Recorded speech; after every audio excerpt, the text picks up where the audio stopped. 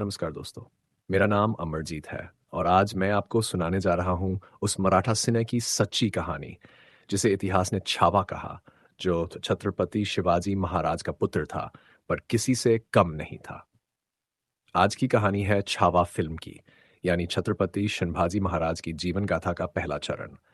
वर्ष 1664 में सह्याद्री की पहाड़ियों में बसे राजगढ़ किले के भीतर एक पुत्र का जन्म हुआ। वह केवल कोई शाही बालक नहीं था, वरन वह मराठा साम्राज्य की आशा, गर्व और भविष्य था। उसका नाम रखा गया शिवाजी भोसले। वह छत्रपति शिवाजी महाराज और उनकी धर्मपत्नी सईबाई के पुत्र थे। पूरे राजमहल में उत्सव का माहौल था। सभी दरबारी हर्षित थे कि महाराज को उत्तराधिकारी प्राप्त हुआ है। जब राजमाता जीजाबाई ने उस नवजात को देखा तो उनके मुख से आशीर्वाद निकला, यह बालक नहीं, सिंह का बच्चा है। एक दिन यह सम्राट बनेगा। लेकिन विधि को कुछ और ही मंजूर था। केवल 2 वर्ष की आयु में शिवाजी अपनी मां सईबाई को खो बैठे। इतना छोटा बालक जो अभी बोलना भी ठीक से नहीं सीख पाया था, मातृत्व के स्नेह से वंचित हो गया। अब उसका लालन पालन पूरी तरह जीजाबाई के हाथों में आ गया। राजमाता ने न केवल मां का स्थान लिया, बल्कि एक गुरु, संरक्षक और आदर्श बनकर उन्हें मराठा संस्कृति, धर्म और युद्ध नीति की शिक्षा दी। बचपन से ही शिवाजी अत्यंत तीव्र बुद्धि वाले, जिज्ञासु और अनुशासित बालक थे। उन्होंने संस्कृत, मराठी, फारसी और अरबी भाषाओं में प्रवीणता प्राप्त की। उन्हें धर्म, इतिहास, राजनीति, काव्य और नीति में गहरी रुचि थी। जहां अन्य राजकुमार खेलों में लगे रहते, वहीं शिवाजी काव्य पढ़ते, नीति शास्त्र समझते और हथियारों की समझ बढ़ाते।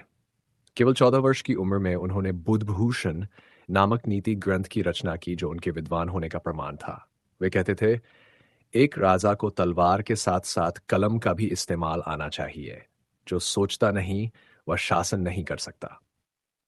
उनकी शिक्षा केवल पुस्तकों तक सीमित नहीं रही। उन्होंने घुड़सवारी, तलवारबाजी, धनुर्विद्या और छापामार युद्ध कला में भी महारत हासिल की। शिवाजी महाराज स्वयं उन्हें युद्ध कौशल सिखाते थे।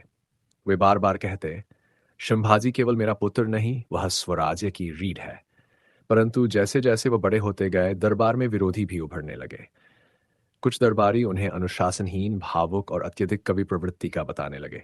एक बार एक वरिष्ठ सरदार ने दरबार में कहा, यह बालक तो केवल कविता करता है, रणभूमि में क्या करेगा? तब शिवाजी ने उत्तर दिया, जो धर्म को कविता में देखे और नीति को रणभूमि में खोजे, वही असली राजा होता है। राजनीति में उन्हें कम उम्र से ही झोंक दिया गया था। जब मुगल सम्राट औरंगजेब ने शिवाजी महाराज को दिल्ली बुलाकर अपमानित करने की कोशिश की, तो मराठा शक्ति और भी सतर्क हो गई। औरंगजेब ने एक चाल चली। उसने शिवाजी को दिल्ली दरबार में बुलाने का प्रयास किया। शिवाजी महाराज ने अपने पुत्र को मिर्जा राजा जयसिंह के अधीन भेजा, ताकि वह राजनीति सीखे और मुगलों की मानसिकता को समझे। शिवाजी जब मुगल दरबार पहुंचे तो उनकी विद्वता, आचरण और नीति की समझ देखकर सभी चकित रह गए। उन्होंने वहां न केवल सम्मान बनाए रखा, बल्कि मुगल शासन की जड़ों तक को समझ लिया। उन्हें साफ महसूस हुआ कि दिल्ली की सत्ता केवल तलवार पर नहीं, बल्कि छल और धर्मांधता पर टिकी है। उन्होंने मन ही मन निश्चय किया, जब वे लौटेंगे तो इस साम्राज्य को भीतर से तोड़ने की योजना साथ लाएंगे। कुछ समय बाद जब शिवाजी महाराज ने उन्हें वापस बुलाया, तो शिवाजी पहले से कहीं अधिक परिपक्व और रणनीतिक बन चुके थे। लेकिन यह भी सच था कि पिता और पुत्र के बीच संवाद अब सीमित होता जा रहा था। दरबार की राजनीति और पारिवारिक मतभेदों ने दूरी बढ़ा दी थी। कई बार निर्णयों को लेकर मतभेद भी हुए, लेकिन शिवाजी ने अपने पिता के प्रति श्रद्धा में कभी कमी नहीं आने दी। साल 1680 में जब छत्रपति शिवाजी महाराज का स्वर्गवास हुआ, मराठा साम्राज्य शोक में डूब गया। एक ओर प्रजा अपने राजा के निधन पर रो रही थी, तो दूसरी ओर दरबार में यह प्रश्न उठा कि अब सिंहासन किसे सौंपा जाएगा। विरोधियों ने फिर षड्यंत्र रचना शुरू किया। कुछ सरदार चाहते थे कि शिवाजी के छोटे पुत्र राजाराम को राजा बनाया जाए। कहा गया कि शिवाजी विद्रोही है, अनुशासन नहीं मानते, मराठा परंपराओं से हटकर सोचते हैं। लेकिन जब आम जनता, सैनिकों और प्रमुख सरदारों की राय ली गई, तो सभी ने एक स्वर में कहा, शिवाजी ही योग्य उत्तराधिकारी हैं। शिवाजी ने सिंहासन पर बैठते ही घोषणा की, अब उत्सव का समय नहीं है, यह समय है स्वराज्य की रक्षा का, इस भूमि की मिट्टी को दुश्मनों से बचाने का। यह सिंहासन मेरे लिए गर्व नहीं, जिम्मेदारी है। उन्होंने शासन में कई कठोर निर्णय लिए। भ्रष्टाचारियों को दंडित किया, किलों की मरम्मत करवाई, सीमाओं की सुरक्षा को सुदृढ़ किया। उन्होंने किसानों को बीज और अनाज वितरित करवाया, मंदिरों की मरम्मत करवाई और एक धर्मनिरपेक्ष शासन प्रणाली लागू की। उनका स्पष्ट मानना था, हमारा धर्म सत्य है, लेकिन वह किसी पर थोपा नहीं जा सकता। हमारी तलवार किसी दूसरे धर्म को मिटाने के लिए नहीं, अपने धर्म की रक्षा के लिए है। अब संभाजी केवल राजा नहीं थे, एक विचार बन चुके थे।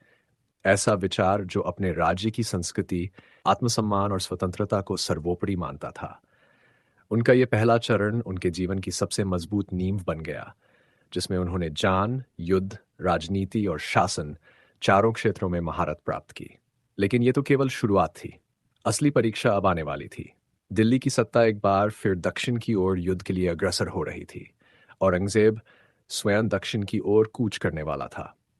अब शुरू होने वाली थी एक ऐसी गाथा, युद्ध, त्याग और बलिदान की, जो इतिहास के पन्नों पर सदैव अमिट रहेगी। सिंहासन पर बैठते ही संभाजी महाराज ने अपने कर्तव्यों को सर्वोपरि मानते हुए एक संकल्प लिया, स्वराज्य की रक्षा ही मेरा धर्म है। मुगल सम्राट औरंगजेब को यह बात चुभ गई थी कि एक युवा मराठा राजा उसकी नाक के नीचे बैठा उसकी सत्ता को चुनौती दे रहा है। इसलिए उसने पूरे साम्राज्य की ताकत लेकर दक्षिण की ओर कूच किया। औरंगजेब ने सोचा था कि मराठों को कुचलने में कुछ महीने लगेंगे, पर उसने अनुमान नहीं लगाया था कि सामने संभाजी जैसा सिंह खड़ा है। उन्होंने छापामार युद्ध नीति को और भी अधिक धारदार बनाया। जंगलों, घाटियों और पहाड़ियों से संभाजी की सेना अचानक निकलती और मुगलों के शिविरों पर कहर बनकर टूट पड़ती। संभाजी न केवल योद्धा थे, बल्कि चतुर रणनीतिकार भी थे। उन्होंने दक्षिण के किलों को मजबूत किया, आदिलशाही और कुतुबशाही के बचे हुए गुटों से भी मैत्री की और विदेशी मिशनरियों की गतिविधियों पर भी कड़ा नियंत्रण रखा। इस समय महाराष्ट्र में एक और खतरा उठ खड़ा हुआ था, पुर्तगालियों का धर्मांतरण अभियान। गोवा और आसपास के क्षेत्रों में ईसाई मिशनरियों द्वारा जबरन हिंदुओं को धर्म बदलने पर मजबूर किया जा रहा था। संभाजी ने इसका कड़ा विरोध किया और साफ कहा, हमारी तलवार किसी धर्म के खिलाफ नहीं, पर किसी के जुल्म के खिलाफ जरूर है। उन्होंने पुर्तगालियों को चेतावनी दी और उनके कई किलों पर हमला किया। इससे उनका नाम न केवल एक योद्धा बल्कि एक धर्म रक्षक के रूप में भी फैल गया। परंतु इसी बीच उनके दरबार में कुछ गद्दार भी पनपने लगे थे। उनके ही एक ब्राह्मण मंत्री गनोजी शिर्के ने औरंगजेब से गुप्त संधि कर ली। 19 की शुरुआत में जब संभाजी महाराज रायगढ़ से भोंसले परिवार के एक सदस्य से मिलने के लिए निकले, तभी गनोजी शिर्के की गद्दारी से मुगल सेना ने उन्हें अचानक पकड़ लिया।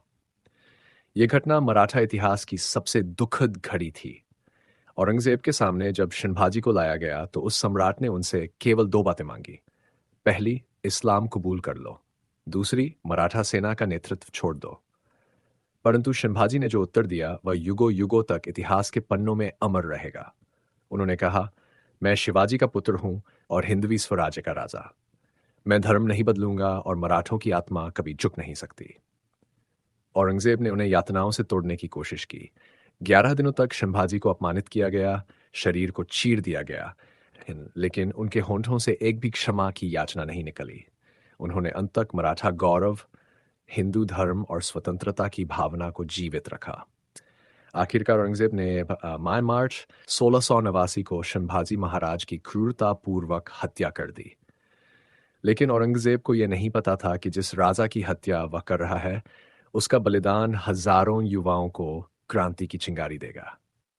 संभाजी का अंतिम संस्कार भी नहीं करने दिया गया, लेकिन जब यह समाचार मराठों तक पहुंचा तो पूरे महाराष्ट्र में एक ज्वाला भड़क उठी। प्रत्येक गांव, प्रत्येक किला, हर मराठा सैनिक सिर्फ एक ही नारा बुलंद करने लगा, छत्रपति संभाजी अमर रहे। उनकी मृत्यु के बाद मराठा साम्राज्य टूटने के बजाय और मजबूत हुआ। प्रत्येक मराठा योद्धा ने अपने राजा के बलिदान को अपना धर्म बना लिया। संभाजी महाराज की कुर्बानी मराठा आत्मा में बस गई।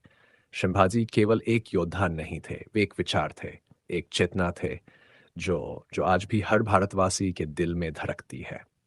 उन्होंने अपने बलिदान से यह सिद्ध कर दिया कि तलवार से शरीर को मारा जा सकता है, विचार को नहीं। उनका जीवन, उनका युद्ध और उनका बलिदान भारत के इतिहास की सबसे प्रेरक गाथाओं में से एक है। तो दोस्तों, ये ये थी छत्रपति संभाजी महाराज के जीवन की अंतिम और दूसरा चरण की कहानी। संघर्ष, युद्ध और बलिदान की वह अमर गाथा जो हर भारतीय को गर्व, आत्मसम्मान और साहस का पाठ पढ़ाती है। अगर आपको ये वीडियो पसंद आया हो तो वीडियो को लाइक करें, चैनल को सब्सक्राइब करें और कमेंट में लिखें जय शिवाजी महाराज।